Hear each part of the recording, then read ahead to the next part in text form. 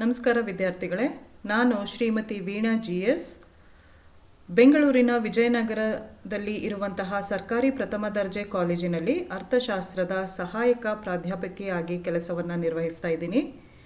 ಇವತ್ತಿನ ಈ ನನ್ನ ವಿಡಿಯೋದಲ್ಲಿ ನಿಮಗೆ 6ನೇ ಸೆಮಿಸ್ಟರ್ನಲ್ಲಿ 8ನೇ ಪೇಪರ್ ಆಗಿರುವಂತಹ ಕರ್ನಾಟಕ ಎಕಾನಮಿ, ಕರ್ನಾಟಕದ ಆರ್ಥಿಕತೆ, ಇದರಲ್ಲಿನ ಮೊದಲನೇ ಚಾಪ್ಟರ್ನಲ್ಲಿ ಇರುವಂತಹ ಒಂದು ಟಾಪಿಕ್ ಆಗಿರುವಂತಹ ಫಿಸಿಕಲ್ ಫೀಚರ್ಸ್ ಆಫ್ ಕರ್ನಾಟಕ, ಕರ್ನಾಟಕದ ಭೌಗೋಳಿಕ ಲಕ್ಷಣಗಳ ಬಗ್ಗೆ ಈಗ ನಾನು ನಿಮಗೆ ತಿಳಿಸ್ಕೊಡ್ತೀನಿ. ಮೊದಲಿಗೆ ನಾವು ಕರ್ನಾಟಕದ ಒಂದು ಸ್ಥೂಲ ಪರಿಚಯವನ್ನು ಮಾಡಿಕೊಳ್ಳೋಣ. ಕರ್ನಾಟಕ ರಾಜ್ಯ ಮೈಸೂರು ರಾಜ್ಯ ಎಂಬ ಹೆಸರಿನಲ್ಲಿ ಅಸ್ತಿತ್ವಕ್ಕೆ ಬಂದದ್ದು 1956 ನವೆಂಬರ್ 1ರಂದು. ನಂತರ ಮೈಸೂರು ರಾಜ್ಯ ಅಂತ ಕರೆಯಲ್ಪಡುತ್ತಿದ್ದ ನಮ್ಮ ರಾಜ್ಯಕ್ಕೆ ಕರ್ನಾಟಕ ಎಂದು ಪುನರ್ನಾಮಕರಣಗೊಂಡದ್ದು 1973 ನವೆಂಬರ್ 1ರಂದು. ಕರ್ನಾಟಕ ಎಂಬ ಪದದ ಅರ್ಥ ಕಪ್ಪು ಮಣ್ಣು ಎಂದು.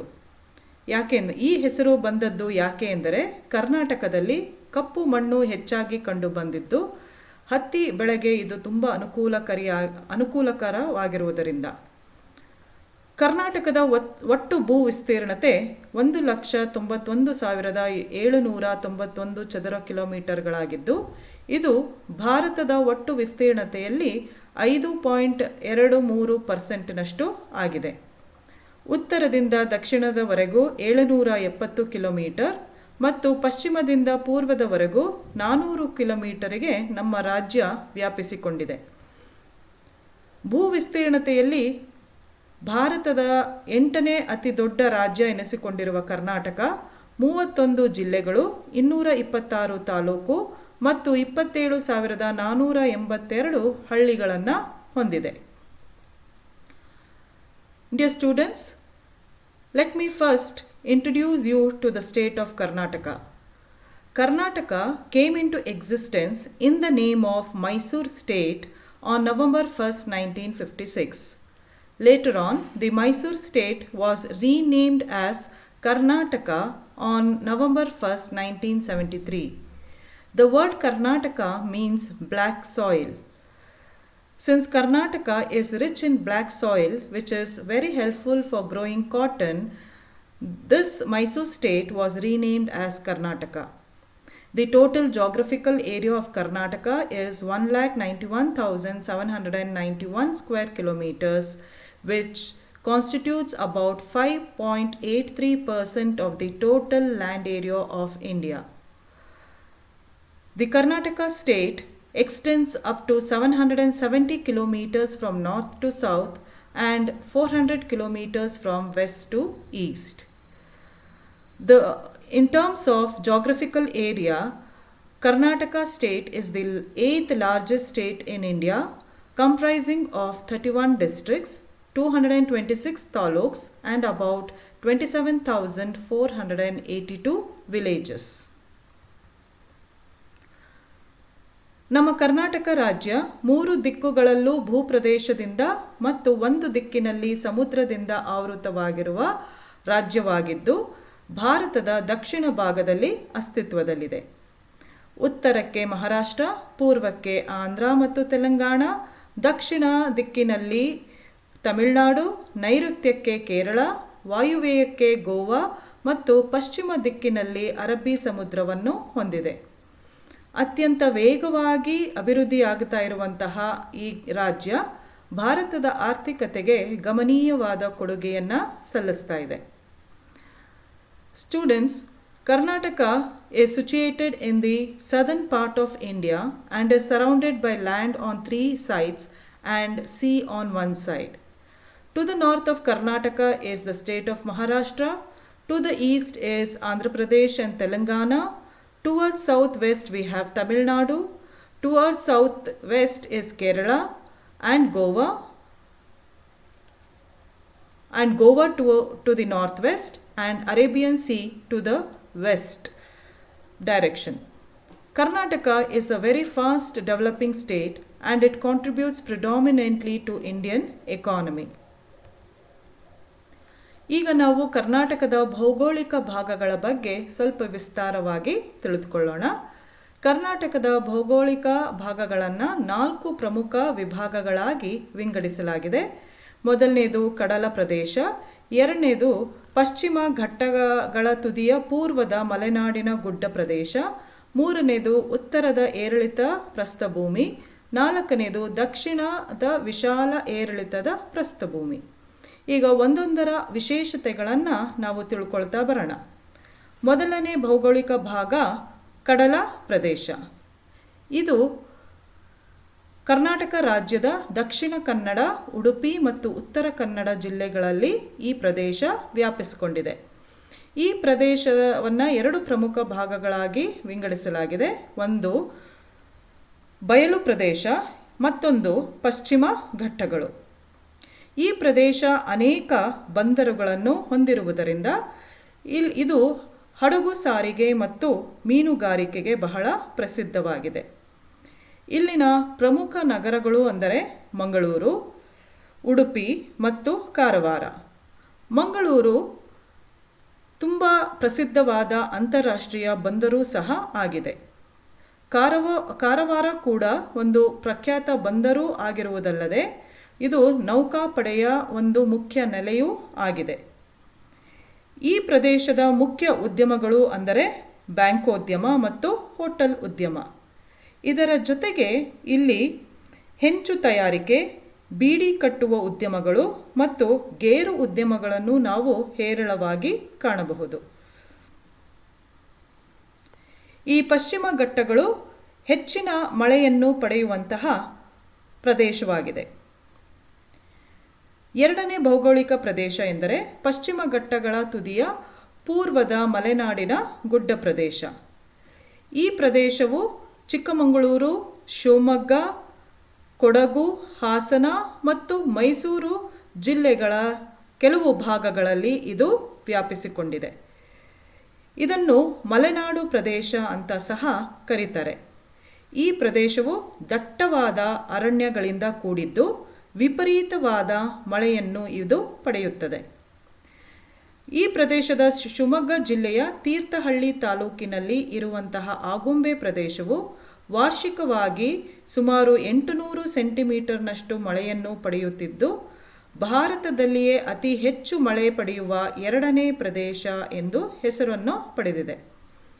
ಮಳೆಯು ಹೆಚ್ಚಾಗಿರುವುದರಿಂದ ಕಾಡು ಸಂಪನ್ಮೂಲವು ಕೂಡ ತುಂಬ ಹೆಚ್ಚಿನ ಪ್ರಮಾಣದಲ್ಲಿದೆ. ಹಾಗಾಗಿ ಈ ಪ್ರದೇಶವು ಅನೇಕ ರೀತಿಯ ಪ್ರಾಣಿ ಸಂಕುಲಗಳಿಗೆ ಮತ್ತು ಗಿಡಮೂಲಿಕೆಗಳಿಗೆ ಹೆಸರುವಾಸಿಯಾಗಿದೆ. ಶ್ರೀಗಂಧ, ಬೀಟೆ ಮುಂತಾದ ಬೆಲೆ ಬಾಳುವಂತಹ ಮರಗಳನ್ನು, ಬಿದಿರುಗಳನ್ನು ಇಲ್ಲಿ ಬೆಳೆಯಲಾಗುತ್ತದೆ. ಈ ಪ್ರದೇಶದ ಪ್ರಮುಖ ಬೆಳೆಗಳೆಂದರೆ ಅಡಿಕೆ, ಕಾಫಿ, ಮೆಣಸು ಮತ್ತು ಭತ್ತ. ಹಾಗೆ ತುಂಗಾ ಮತ್ತು ಭದ್ರಾ ಈ ಪ್ರದೇಶದ ಪ್ರಮುಖ ನದಿಗಳೂ ಆಗಿವೆ. ಈ ಪ್ರದೇಶವು ಅನೇಕ ಗಿರಿಶ್ರೇಣಿಗಳನ್ನು ಸಹ ಹೊಂದಿದೆ. ಇನ್ನು 3ನೇ ಭೌಗೋಳಿಕ ಭಾಗಕ್ಕೆ ಹೋಗೋಣ. 3ನೇದು ಉತ್ತರದ ಏರಿಳಿತದ ಪ್ರಸ್ಥಭೂಮಿ.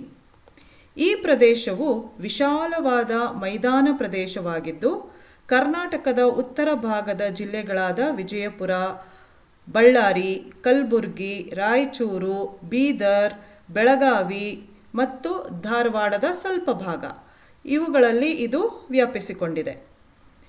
ಈ ಪ್ರದೇಶದಲ್ಲಿ ಉಷ್ಣಾಂಶ ಬಹಳ ಹೆಚ್ಚಾಗಿದ್ದು ಕಡಿಮೆ ಮಳೆಯನ್ನು ಪಡೆಯುವ ಪ್ರದೇಶವಾಗಿದೆ. ಹಾಗಾಗಿ ಈ ಪ್ರದೇಶದ ಮುಖ್ಯ ಬೆಳೆಗಳೆಂದರೆ ಜೋಳ, ಹತ್ತಿ, ಗೋಧಿ, ಎಣ್ಣೆ ಬೀಜಗಳು. ಇಲ್ಲಿನ ಪ್ರಮುಖ ನದಿಗಳೆಂದರೆ ತುಂಗಭದ್ರಾ, ಕೃಷ್ಣ ಮತ್ತು ಭೀಮಾ. ಕೃಷ್ಣ ಮತ್ತು ತುಂಗಭದ್ರಾ ನದಿಗೆ ಅಣೆಕಟ್ಟುಗಳನ್ನು ನಿರ್ಮಿಸಲಾಗಿದ್ದು ಇವು ಬಹುಪಯೋಗಿ ಅಣೆಕಟ್ಟುಗಳಾಗಿವೆ. ಈ ಪ್ರದೇಶವು ಹಳೆ ಮುಂಬೈನ ಮತ್ತು ಹಳೆಯ ಹೈದರಾಬಾದಿನ ಕೆಲವು ಪ್ರದೇಶಗಳನ್ನು ಸಹ ಹೊಂದಿದೆ. ಅಷ್ಟೇ ಅಲ್ಲದೆ ಇದು ಗೋಲ್ ಗುಂಬಸ್, ಐಹೊಳೆ, ಪಟ್ಟದಕಲ್ಲು, ಹಂಪಿ ಮುಂತಾದ ವಿಶ್ವ ಪ್ರಸಿದ್ಧ ಐತಿಹಾಸಿಕ ಸ್ಥಾನಗಳನ್ನು ಕೂಡ ಈ ಪ್ರದೇಶ ಹೊಂದಿದೆ. ಇನ್ನು ಕರ್ನಾಟಕದ 4ನೇ ಭೌಗೋಳಿಕ ಭಾಗ ಎಂದರೆ ದಕ್ಷಿಣದ ವಿಶಾಲ ಏರಿಳಿತ ಪ್ರಸ್ಥಭೂಮಿ. ಇದು ಕರ್ನಾಟಕ ರಾಜ್ಯದ ದಕ್ಷಿಣ ಭಾಗದಲ್ಲಿ ಇರುವಂತಹ ಒಂದು ಮೈದಾನ ಪ್ರದೇಶವಾಗಿದ್ದು, ಬೆಂಗಳೂರು, ಮಂಡ್ಯ, ಕೋಲಾರ, ತುಮಕೂರು ಮತ್ತು ಚಿತ್ರದುರ್ಗ ಜಿಲ್ಲೆಗಳಲ್ಲಿ ಈ ಪ್ರದೇಶ ವ್ಯಾಪಿಸಿಕೊಂಡಿದೆ.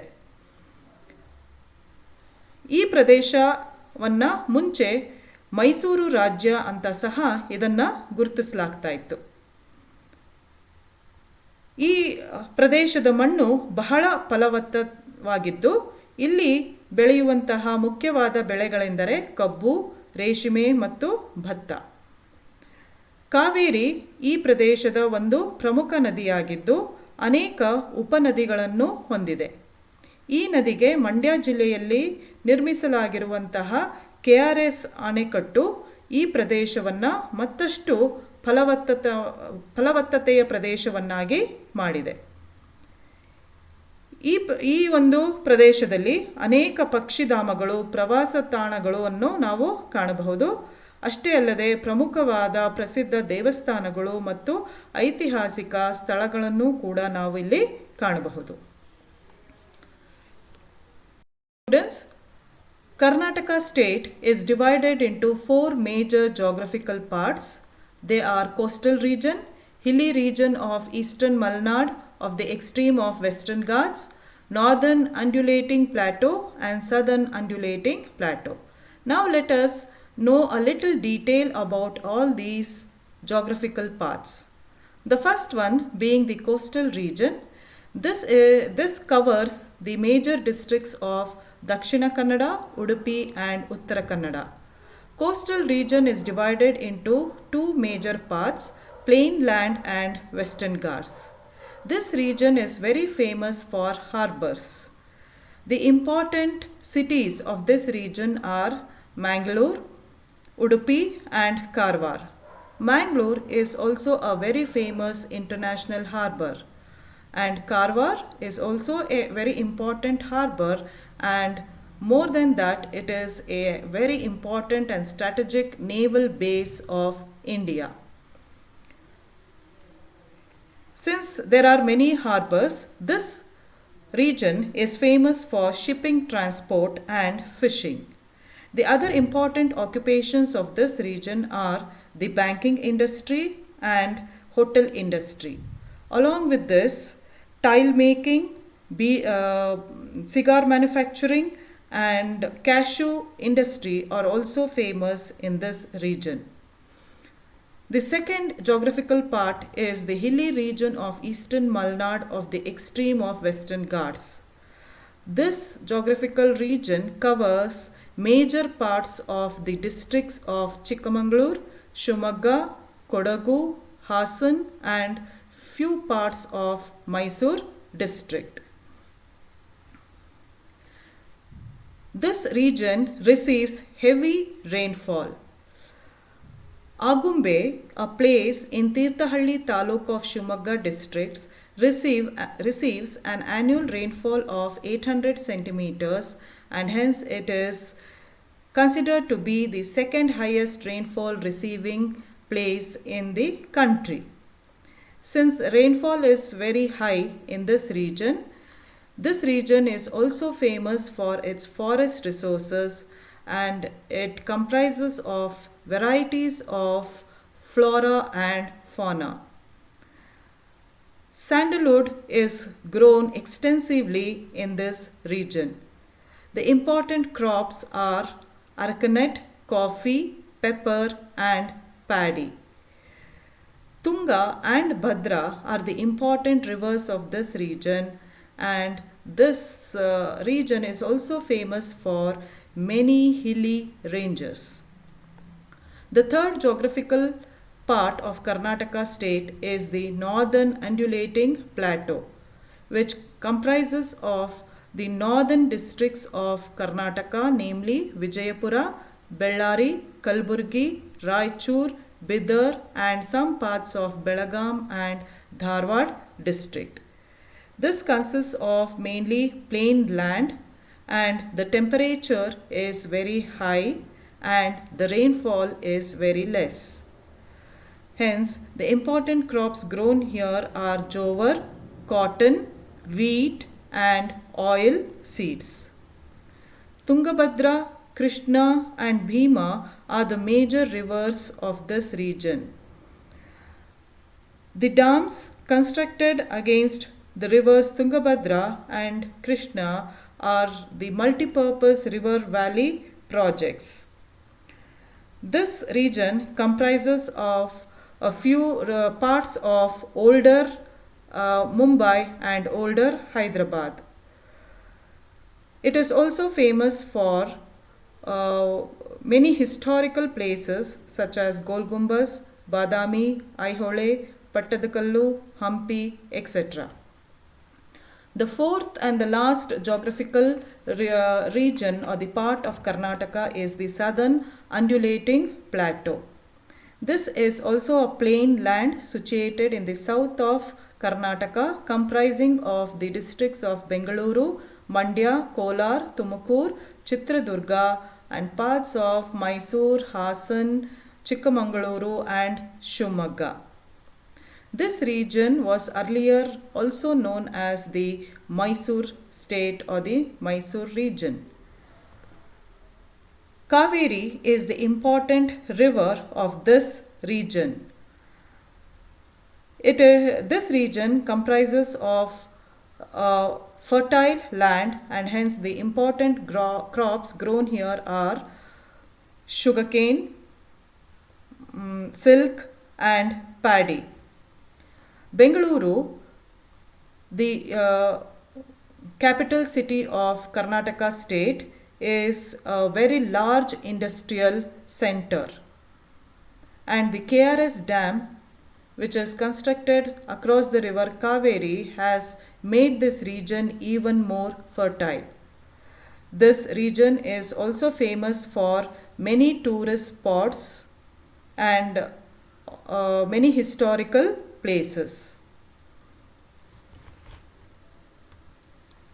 ಈಗ ನಾವು ಕರ್ನಾಟಕ ರಾಜ್ಯದ ಋತುಮಾನದ ಬಗ್ಗೆ ತಿಳ್ಕೊಳ್ಳೋಣ. ಕರ್ನಾಟಕ ರಾಜ್ಯದ ಋತುಮಾನವನ್ನು 4 ಭಾಗವಾಗಿ ವಿಂಗಡಿಸಬಹುದಾಗಿದೆ. ಒಂದು ಮುಂಗಾರು ಮಳೆಗಾಲ. ಇದು ಮುಂಗಾರು ಮಳೆಯನ್ನು ಪಡೆಯುವಂತಹ ಒಂದು ಋತುಮಾನವಾಗಿದ್ದು, ಜೂನ್ ಇಂದ ಸುಮಾರು ಅಕ್ಟೋಬರ್ ತಿಂಗಳವರೆಗೆ ಇದು ಈ ಕಾಲ ವ್ಯಾಪಿಸಿಕೊಂಡಿರುತ್ತೆ. ಎರಡನೇದು ಹಿಂಗಾರು ಮಳೆಗಾಲ.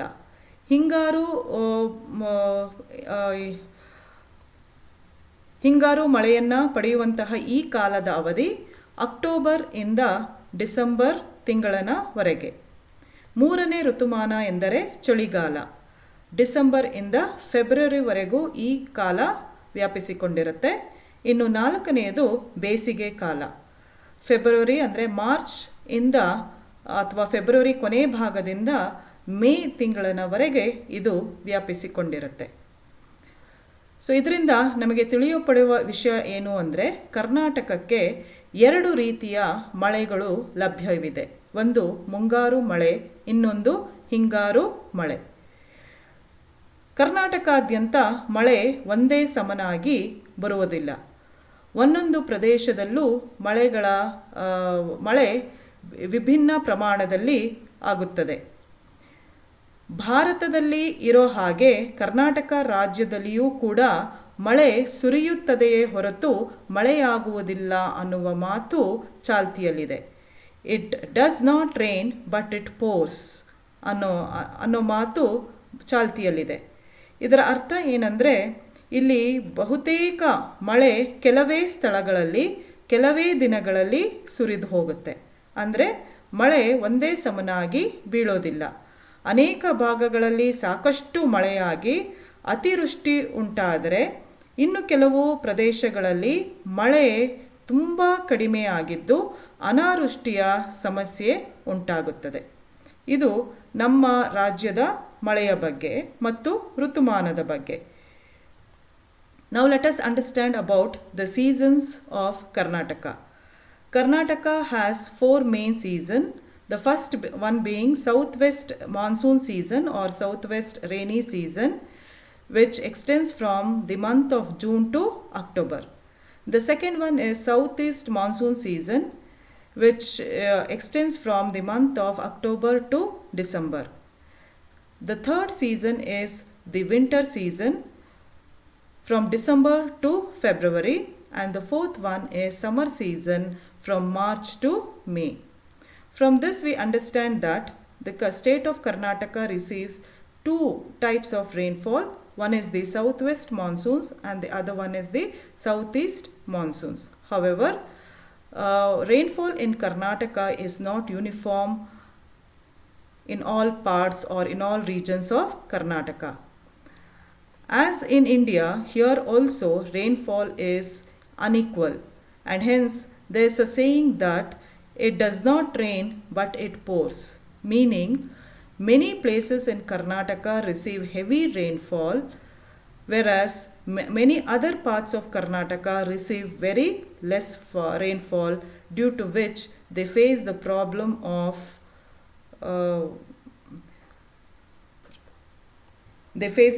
of scarcity of rain. Now coming to the climatic condition, Karnataka is known for tropical type of climate, which is very conducive for agricultural activities. Many types of crops and resources are found in this state due to this tropical climate. The climate of Karnataka is similar to the climate of India. Hence, Karnataka is said to be a miniature of India.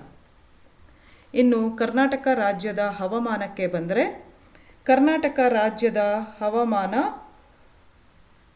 ಉಷ್ಣಾಂಶದ ಹವಾಮಾನವಾಗಿದ್ದು, ಇದು ಅನೇಕ ಬೆಳೆಗಳನ್ನು ಬೆಳೆಯೋದಕ್ಕೆ ತುಂಬ ಸಹಾಯಕವಾಗಿರುವಂತಹ ಹವಾಮಾನವಾಗಿದೆ.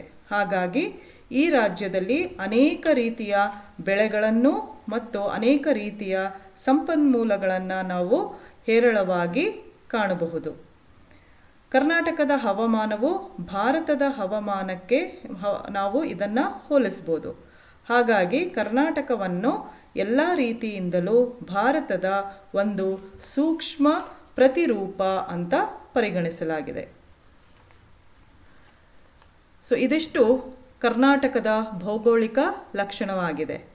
ಭಾರತದ ಡೆಕ್ಕನ್ ಪರ್ಯಾಯ ದ್ವೀಪದಲ್ಲಿ ನೆಲೆಗೊಂಡಿರುವಂತಹ ನಮ್ಮ ಕರ್ನಾಟಕ ರಾಜ್ಯ ವೇಗವಾಗಿ ಅಭಿವೃದ್ಧಿ ಹೊಂದುತ್ತಾ ಇರುವಂತಹ ರಾಜ್ಯವಾಗಿದ್ದು, ಇಲ್ಲಿನ ಮಣ್ಣು, ಮಳೆ, ತಂಪಾದ ಸಮಶೀತೋಷ್ಣ ಹವಾಮಾನ ಈ ರಾಜ್ಯವನ್ನು ವಿಶ್ವದ ಒಂದು ಮಾಯಾ ಪ್ರದೇಶಗಳಲ್ಲಿ ಒಂದಾಗಿ ಮಾಡಿದೆ. ಅಷ್ಟೇ ಅಲ್ಲದೆ ಇದನ್ನು ನಾವು ಒಂದು ಚಿಕಣಿ ಭಾರತ ಅಂದರೆ ಮಿನಿಯೇಚರ್ ಇಂಡಿಯಾ ಅಂತ ಸಹ ಕರ್ನಾಟಕವನ್ನು ಗುರುತಿಸಲಾಗಿದೆ. ಧನ್ಯವಾದಗಳು.